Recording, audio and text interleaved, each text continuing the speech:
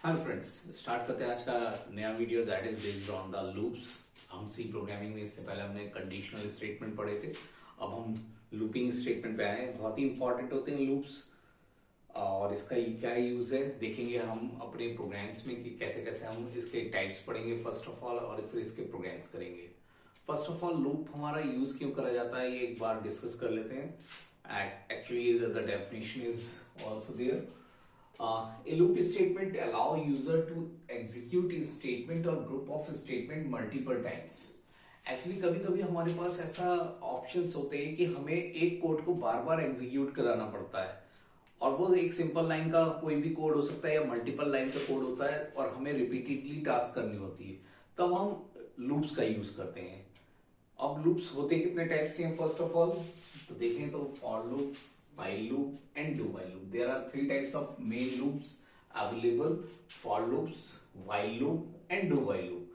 कैसे यूज करेंगे, क्या इसका सिंटेक्स रहेगा, क्या क्या हमें लिखना पड़ेगा एग्जाम में, तो एग्जाम में आपको ऐसे ही आपको एक फर्स्ट ऑफ ऑल डेफिनेशन देनी है। लूप क्या होता है? यूजर को एग्जीक्यूट करता है एक ग्रुप ऑफ स्टेटमेंट और स्टेटमेंट मल्टीपल टाइम्स जब तक आपकी कंडीशन ट्रू रहती है। एक और इसमें स्टेटमेंट ऐड कर दिया मैंने, जब तक आपकी कोई कंडीशन ट्रू रहेगी आप इसे आपका लूप चलता रहेगा। अब लूप का क्या यूज है मैं नेक्स्ट एग्जांपल में बताता हूं आपको, अच्छा लगेगा।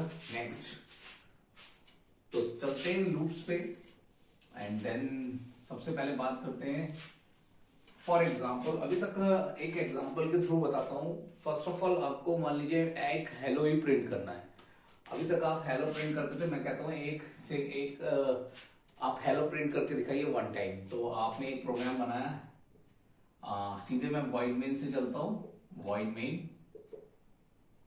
और आप कुछ इस तरीके का कोड लिखते हैं। printf आपने लिख दिया, दैट्स द कोड। हेलो आपने एग्जीक्यूट करा दिया, and then the get ch वगैरह आप लगा लीजिएगा CLRS से। आपने बहुत आसानी से ये कोड लिख दिया और मैंने कहा हेलो आपको प्रिंट कराना है एक बार। अगर मैं यही हेलो कहूं आपको कि 50 टाइम्स आपको प्रिंट कराना, तो क्या आप 50 टाइम्स प्रिंटफ लिखेंगे या 50 टाइम्स हेलो उसके अंदर लिखेंगे? कुछ इस तरीके का कोड होगा कि मल्टीपल टाइम्स आप हेलो लिखेंगे या प्रिंटफ। मैं लिखता रहता हूं, नेक्स्ट लाइन में मैंने लिखा प्रिंटफ 50 टाइम्स लिखना स्लैश एन हेलो, फिर प्रिंटफ स्लैश एन कितनी बार लिखूंगा मैं, यानी वही काम आपको, यानी बार बार कोड आपको एग्जीक्यूट करे। मैं 3 टाइम्स लिख रहा हूं, देखो बोर्ड आपका फिल हो गया है। मान लीजिए 50 टाइम्स लिखना हो तो आपको कैसे लिखेंगे, और बार बार उसी कोड को आप रिपीट कर रहे हैं। देखिएगा ये और उसी कोड को आपने, उसी स्टेटमेंट को आपने रिपीट कर दिया। उसी स्टेटमेंट को कब तक रिपीट करेंगे? तो उसके लिए जब रिपीटिशन ऑफ टास्क होती है तब हम लूप्स का यूज करते हैं। इसी काम को अगर आप लूप्स के थ्रू करिएगा तो बहुत छोटा कोड हो जाएगा। अभी तो मैंने 3 टाइम्स ही लिखा है, अगर आप 50 टाइम्स लिखेंगे तो देखिएगा कितना बड़ा आपका एक प्रोग्राम बन जाता है। तो चलते हैं सबसे पहले आई थिंक आप समझ गए होंगे लूपिंग का यूज हम करते हैं जब हमारा स्टेटमेंट हमें रिपीटेडली चलाने होते हैं, जब तक की कोई कंडीशन हमारी, जब तक कोई कंडीशन ट्रू रहे, और जैसी कंडीशन फॉल्स हो हम लूप से बाहर आ जाते हैं। लूप्स की एक खासियत और है कि अगर आपकी कंडीशन रॉन्ग हो गई तो ये इनफाइनाइट लूप में भी फंस जाता है, इनफाइनाइट कंडीशन में चला जाता है। तो ये एक बहुत इंपॉर्टेंट ध्यान रखना है कि लूप कहीं ना कहीं आपका टर्मिनेट आपने कर रखा हो। तो चलते हैं first of all, that's the first loop है, that's the for loop. Loops में भी that's the part is the for loop.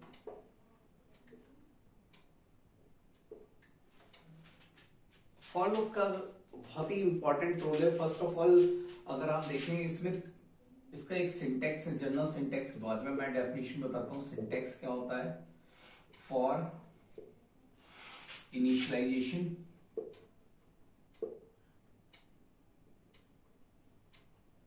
Then semicolon condition, then semicolon, semicolon आते हैं यहाँ पे कॉमन नहीं लगाएंगे, then increment slash decrement, that's the statement. For loop में कभी भी सेमीकोलन नहीं लगता एट द एंड। जैसे आप कोई भी अदर स्टेटमेंट्स यूज करते हैं तो इसको सेमीकोलन अगर आप लगा देते हैं प्रोग्राम में तो क्या होगा, तो ये लूप क्या होगा, आगे बढ़ेगा ही नहीं, यानी कुछ ये यहीं तक रुक जाएगा और आगे एग्जीक्यूट ही नहीं होगा, क्योंकि दैट्स द सेमीकोलन। सेमीकोलन की वजह से। तो सेमीकोलन आप नहीं लगाएं। स्टेटमेंट ये कंडीशन को चेक इनिशियलाइजेशन करेगा एंड देन कंडीशन चेक करेगा एंड देन उसके बाद ये एग्जीक्यूट कंडीशन चेक करने के बाद लूप्स के अंदर जाएगा और सेमीकोलन वहीं रुक जाएगा, यानी स्टेटमेंट आपको वहीं रोक देगा। यानी जितनी बार अगर आपको मल्टीपल टाइम्स कराने हैं तो मल्टीपल टाइम्स एग्जीक्यूट नहीं होगा। तो इसमें सेमीकोलन आपको नहीं यूज करना है।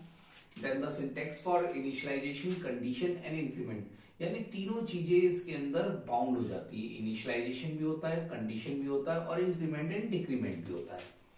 तो सबसे पहले समझते हैं इनिशियलाइजेशन। इनिशियलाइजेशन क्या होता है, जैसे हमने इनिशियलाइज कर दिया, मान लीजिए मैंने कोई वेरिएबल डिक्लेयर करा, a की वैल्यू 5 इनिशियलाइज कर दी, दैट्स द इनिशियलाइजेशन। यानी अब आप पहले ऊपर इनिशियलाइजेशन देते थे, अब आप यहीं पे दे सकते हैं। बस आप वेरिएबल ऊपर डिक्लेयर कर दें इंटीजर और a की वैल्यू को आप जहां से चलाना चाहते हैं वहां से, यानी जहां से चलाना चाहते हैं, जहां तक चाहते हैं, और अगर आप उसमें इंक्रीमेंट हो रहा है या डिक्रीमेंट हो रहा है ये आपको देखना है। बढ़ते हुए क्रम में ले रहे हैं या घटते हुए क्रम में ले रहे हैं। तो देखते हैं फॉर एग्जांपल के रूप में कि कैसे काम करता है फॉर लूप। फॉर लूप की डेफिनेशन यही लेते हैं, लिख सकते हैं कि इसमें तीनों चीजें एक साथ आ जाती है। There are three important terms in the for loop. The first is the initialization, second is the condition, and third one is the increment and decrement. And after that the syntax is that, ये आप लिख सकते हैं, it is used for execute the statement multiple times when the condition is true, whenever the condition is true. चलते हैं, एक hello ही print कराने का प्रोग्राम बनाता हूं मैं आपके लिए। मान लीजिए मुझे हेलो प्रिंट करना है, तो अभी तक मैंने एक प्रोग्राम बनाया था, एक बार हेलो प्रिंट करा था तो बहुत आसानी से बन गया था। मुझे 50 टाइम हेलो प्रिंट करना है, तो वॉइड मेन, इसमें आपको क्या करना होगा, एक वेरिएबल ले लिया मैंने इंटीजर आई की वैल्यू 1, फॉर लूप चलाया i इज इक्वल टू 1 से लेके, देखिएगा कहां से चला रहे हैं, कहां तक, कितने तक कह रखा है उसने, 50 तक कहा था। 50 बार वो लूप क्या कहते हैं, हेलो प्रिंट हो, यानी जितनी बार आपको एक लूप चलाना है आपको इसके अंदर देना पड़ेगा प्रॉपर तरीके से।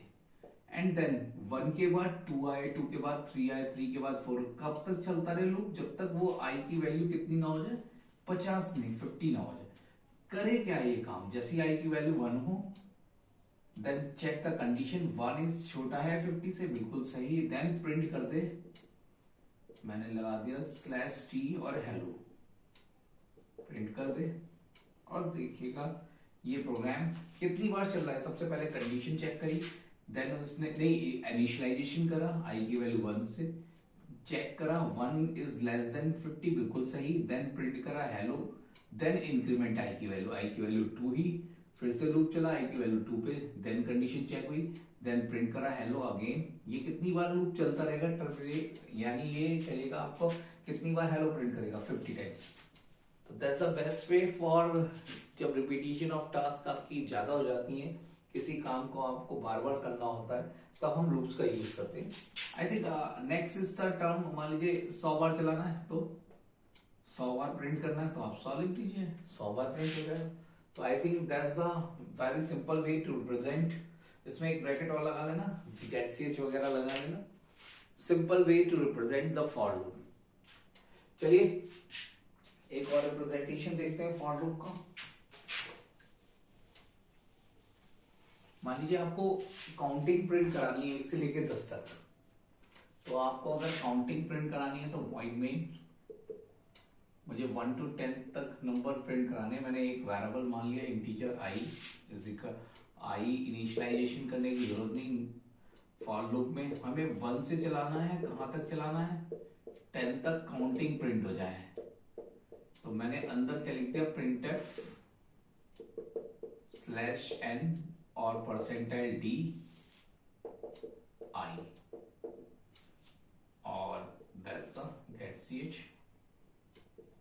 देखिएगा क्या होगा, i की वैल्यू 1 है, कंडीशन ट्रू है, प्रिंट क्या कर देगा, i की वैल्यू 1, फिर लूप ऊपर जाएगा, i की वैल्यू 2 हुई, कंडीशन चेक करी 2 इज लेस देन 10, बिल्कुल सही, फिर i की वैल्यू 2 पे प्रिंट कर देगा, i की वैल्यू 3 होगी, देन 3 प्रिंट कर देगा, 4 5, जब भी आई की वैल्यू चलेगी, कंडीशन आई की वैल्यू 1 चली, 2 चली, 3 चली, 4 5 6 7 8 9 10, जैसे ही 11 आया तो लूप टर्मिनेट हो जाएगा। ये लूप आपकी कंडीशन पे बेस्ड है, तो यानी कि जैसे ही 10 मिलेगा इसे टर्मिनेशन मिल जाएगा और ये 1 से लेकर 10 तक की काउंटिंग को प्रिंट कर देगा। तो बहुत आसान है। मान लीजिए मुझे कोई टेबल नंबर की प्रिंट करनी है, तो आप कैसे प्रोग्राम बनाएंगे, आप देखिएगा, बना के देखिएगा। मुझे किसी नंबर की टेबल प्रिंट करानी है, कैसे, अगर किसी भी नंबर की टेबल प्रिंट करानी है तो सबसे पहले आपको नंबर पता होना चाहिए। तो मैंने एक नंबर ले लिया, प्रिंटफ, मैंने प्रिंटफ लिखा, एंटर द नंबर। सबसे पहले उस नंबर को आपको एंटर कराना। मान लीजिए 2 की टेबल चाहिए या 3 की टेबल चाहिए, कोई बात नहीं, आपने उस नंबर को, मान लीजिए जो भी नंबर है आपको टेबल 3 की टेबल चाहिए, 5 की टेबल चाहिए, 6 की टेबल चाहिए, नंबर एंटर करा लिया। लूप, भाई टेबल क्या होती है, 2 1 जा 1, अगर मान लीजिए 2 की टेबल प्रिंट कराएं तो 2 1 जा 1, 2 2 जा 4, 2 3 जा, ऐसी तो प्रिंट कराते हैं। 2 multiply 1 is 2 multiply 2 is equal to 4, 2 multiply 3 is equal to 6, 2 multiply 4 is equal to 8 dot dot dot dot 2 multiply 10 is equal to 20। एक चीज कॉमन है, आप देख रहे होंगे इसमें एक तो दैट्स द नंबर, अगर नंबर की वैल्यू दैट्स द वेरिएबल आई, देखिएगा 2 चीज कॉमन हो गई। एक तो नंबर, देखिएगा आई की वैल्यू कहां से कहां तक चलानी है, अब आपको लूप पता चल गया। आई की वैल्यू हमें चलानी है 1 से लेके आई लेस देन इक्वल टू 10 और आई प्लस प्लस, ये तो आपको पता चल गया।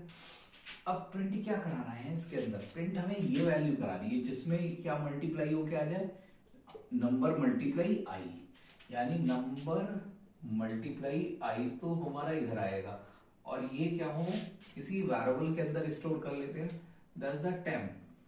एक मैंने टेम्प वेरिएबल मान लिया, और टेम्प को, अब ये हो गया, टेम्प में क्या जाएगा, नंबर की वैल्यू क्या होगी 2, अब आई की वैल्यू 1 चलेगी, 2 मल्टीप्लाई 1 टेम्प के अंदर आप प्रिंट करा दो। आप इसे प्रिंट एफ परसेंटाइल डी और टेम्प स्लैश एन जरूर लगा लेना, और ब्रैकेट क्लोज, ब्रैकेट क्लोज, बन गया आपका। देखिएगा आपको लॉजिक लगाना है, लॉजिक आपको इस तरीके से लगाना है कि समझिए। देखिए टेम्प की वैल्यू नंबर मल्टीप्लाई आई से आ रही थी, देखिए 2 कैसा आ रहा था, नंबर मल्टीप्लाई आई, हमने इस वेरिएबल को मान लिया टेम्प, दैट्स द टेम्प।